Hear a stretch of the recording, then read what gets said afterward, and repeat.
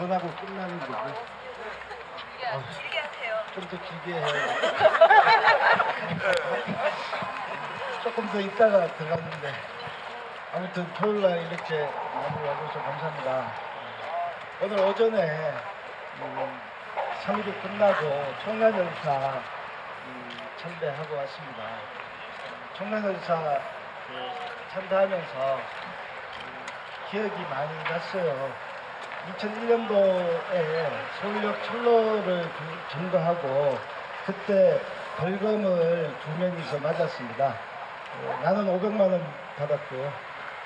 옥란이는 300만 원의 벌금을 받았습니다. 그래서 둘이서 수배가 떨어졌고, 그래서 수배 때문에 둘이서 만나가지고 벌금을 낼 건가 말 건가를 고민을 한 적이 있습니다.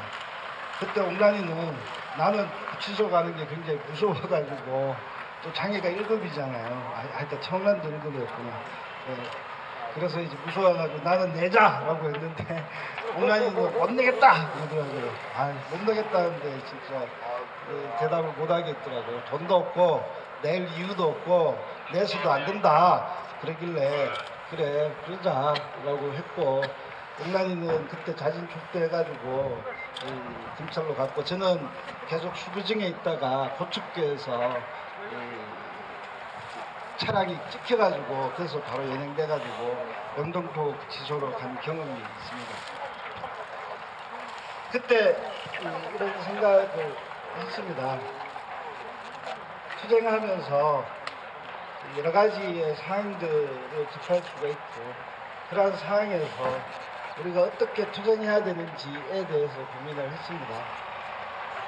그래서 만약에 옥란이가 기초법 가지고 김대중 정권 초기 때 투쟁할 때 그가 혼자서 추운 겨울에 이렇게 이야기를 했습니다. 가난 때문에 더 사람들이 죽어가는 것 세상이 안 왔으면 좋겠다.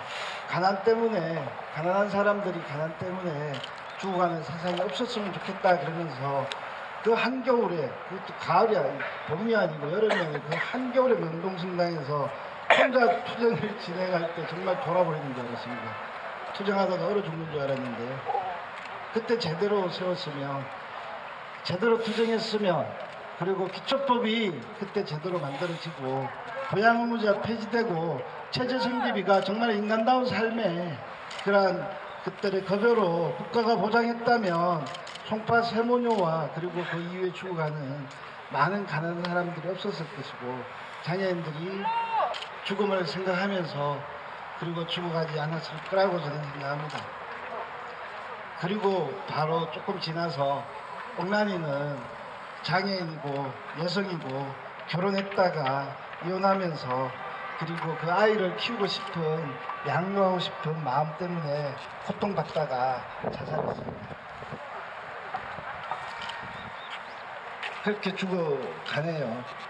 저는 사람이 잘 살다 죽었으면 좋겠습니다. 잘 산다는 건 뭐 재벌들처럼 그렇게 사는 건 아니고요. 그래도 먹고는 살아야 되고 조금은 행복했으면 좋겠고, 그 가난 때문에 죽어가지 않는, 장애 때문에 차별받지 않는 이런 세상이 왔으면 좋겠고, 그것이 우리가 바라는 것이고 그것을 지켜주는 것이 법이라고 저는 생각을 합니다. 그런데 그런 법을 지키기 위해서, 그리고 장애인들과 가난한 사람들의 권리를 지키기 위해서 우리는 세상이 돈이 보이는 게 아니라 사람이 보이도록 살기 위해서 투쟁하는데, 그렇게 투쟁하는, 그렇게 이야기하는 사람들에게 2022년이 지나도 여전히 이 세상은 벌금으로 우리를 다스리려고 합니다. 그들의 법은 그것이 법이라고 이야기하고, 그들의 법은 우리가 차선 하나 위반한 게 그게 큰 잘못이라고 이야기하니, 우리의 법은 뭐고 저들이 이야기하는 법이 뭔지는 참 모르겠습니다. 그 법의 경계를 넘고 있고, 그리고 우리가 투쟁하면 투쟁할수록 그 법의 경쟁은 사람이 보이는, 사람이 살아갈 수 있는 이런 세상으로 그 법이 확장될 거라고 저는 생각을 합니다. 그런 투쟁 함께 했으면 좋겠습니다. 장애 등급제, 병합제 폐지 투쟁하는데 정말 이런 벌금이나 그리고 저들의 탄압 때문에 우리의 투쟁을 놓지 말았으면 좋겠습니다. 옥나니가 투쟁할 때 그때 제대로 함께 투쟁했으면 참 좋았을 텐데라는 마음을 가지고 오늘 나왔습니다. 그리고 피하고 싶었는데 옥나니가 약속한 것 때문에 참 피하지도 못하고 그죠. 그리고 같이 함께 이곳에 와서 이렇게 즐겁게 보내주니 잘 투쟁하고 잘 쉬다 나오겠습니다. 잘 쉬다 나올게요. 네. 그리고 요새 좀 법이 좀 달라졌더라고요. 잘 모르는데 제가 정확하게 200만 원과 10만 원의 벌금이 있는데요. 10만 원의 벌금은 뭔가 봤더니 그것도 며칠 전에 문자가 왔더라고요. 문자가 띄고 왔는데 문자가 두 개가 한꺼번에 오더라고요. 하나는 200만 원이고 하나는 10만 원인데 그 10만짜리는 그전에 계속 집회하다가 집행유예를 먹은 게 있어요.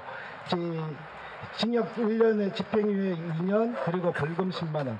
그건 왜 또 붙인는지 모르겠지만 그것도 안 냈더니 정확하게 210만 원이니까 42일 살다 나오면 됩니다.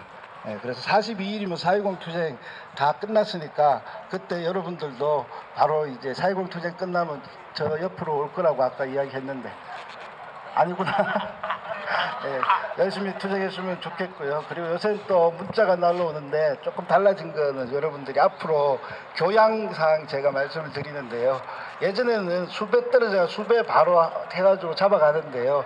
요새는 이 문자가 어떻게 오는가니 벌금 200만 원 납부하시 수배 중입니다. 그리고 수배 안 하시 은행 차압하겠습니다. 이렇게까지 나오더라고요. 그래서 요새는 우리 어떤 사람이 이렇게 이 징역 살리고 노역 살리는 게 아니라 노역 안 들어오면 아예 은행에서 원천 징수하겠다라는 이런 뜻인 것 같아요. 그래서 저는 돈이 없습니다. 그리고 여러분들도 돈이 없지 않습니까? 투쟁하는 우리는 돈이 없습니다. 돈이 다가는 아니지만은 그래도 우리가 알아서 돈은 내지 말았으면 좋겠습니다.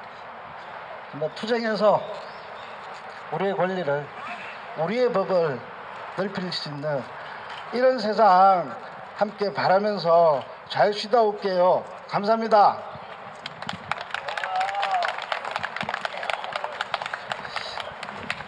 최홍란 열사 이야기를 요즘 들어서 가끔 하십니다. 옛날 얘기도 가끔 하시면서 옛날 얘기를 들으면 한편으로는 야 이거 정말 귀한 얘기인데 이거 누가 좀 받아 적어서 책으로라도 만들어야 되고 어떻게 기록해야 되는 정말 이거는 잊어버려서는 사라져서는 안 되는 얘기인데 이런 생각도 들고 한편으로는 늙으셨나 이런 생각이 들어요. 네, 이런 얘기를 하는 거 보면 늙어가고 있구나 마음이 안타깝습니다. 점점 늙어가고 있는데 감옥을 보내고 있으니 예. 근데 박경석 대표님이 지금 요청하신 거는 우리 돈으로 이 벌금을 내지 말자라고 하십니다. 그럼 어떻게 할까요? 어떻게 해야 박경석 대표가 저희 42일 10만 원 또 그거 뭔지 정말 성질나죠. 예. 42일을 이 안에서 구치소 안에서 구속이 된 상태로 계시도록 해야 할지 아니면 우리가 투쟁으로 혹은 모금으로 어떤 방식을 써서라도 박경석 대표가 빨리 나오게 해야 할지 그 선택은 우리의 몫인 것 같습니다. 박경석 대표께서는 우리 동지들의 회비를 걷어서 이 벌금을 내고 싶지는 않다라고 말씀을 하셨습니다. 그럼 무슨 방법이 있을까요? 검사들한테 돈 내라고 할까요? 대주그룹 찾아갈까요? 무슨 수를 써서라도 우리 투쟁 계속 지켜냈으면 좋겠습니다. 그리고 앞으로도 벌금 탄압이 계속 이렇게 우리가 더 세게 투쟁하지 않으면 벌금 탄압은 더 커질 것 같습니다. 우리 벌금이 무서워서 투쟁 안 할 수는 없지 않겠습니까, 동지 여러분? 그죠? 벌금이 무서우세요? 차압이 무서우세요? 솔직히 저는 벌금, 차압, 감옥 가장 무서운 건 차압인 것 같아요. 우리 통장에 돈을 다 뺏어간다면 차라리 죽여라 라고 얘기하고 싶을 것 같아요. 정말 가장 점점 더 악랄해지고 잔인해지고 있는데요. 우리가 할 수 있는 모든 투쟁이 이건 것 같습니다. 감옥에 가고요. 그리고 또 싸우고 또 벌금 맞고 또 가고 이거 말고 무슨 방법이 있을지 저는 아직 모르겠습니다. 그러면은 보내야 되겠죠. 어쩔 수 없습니다. 오늘은 보내기 싫지만 보내야 될 것 같습니다. 우리 어떻게요? 기자회견 한 4시간 더 할까요? 아니면 네, 힘차게 우리 박경석 대표 힘을 가지고 들어가서 그 안에서 동지들을 생각하면 마음이 오히려 편해지고 든든해지고 쉴 수도 있을 정도로 우리가 확실한 결의를 보여야 될 것 같습니다. 할 수 있겠습니까? 네, 불법 불법 시위 벌금